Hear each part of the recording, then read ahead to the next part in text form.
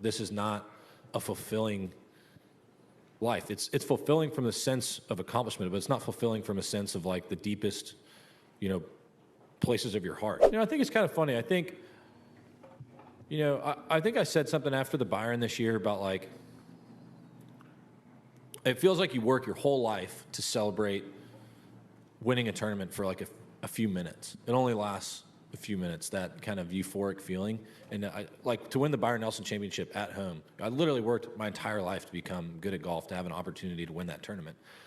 And you win it, you celebrate, get to hug my family, my sister's there. It's such an amazing moment. And then it's like, okay, now what are we going to eat for dinner? Life goes on. Is it great to be able to win tournaments and to accomplish the things I have in the game of golf? Yeah. I mean, it brings tears to my eyes just to think about, because it's literally worked my entire life to become good at the sport, and to have that kind of sense of accomplishment, I think is a pretty cool feeling. To get to live out your dreams is very special. But at the end of the day, it's like, I'm not out here to inspire the next generation of golfers. I'm not here to inspire somebody else to be the best player in the world, because what's the point?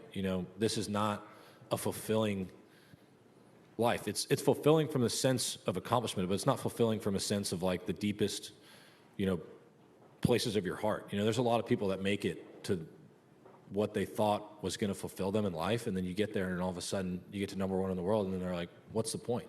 And I really do believe that, because what is the point? You're like, why do I want to win this tournament so bad? That's something that I wrestle with on a daily basis. It's like showing up at the Masters every year. It's like, why do I want to win this golf tournament so badly? Why do I want to win the Open Championship so badly? I don't know. Because if I win, it's going to be awesome for about 2 minutes.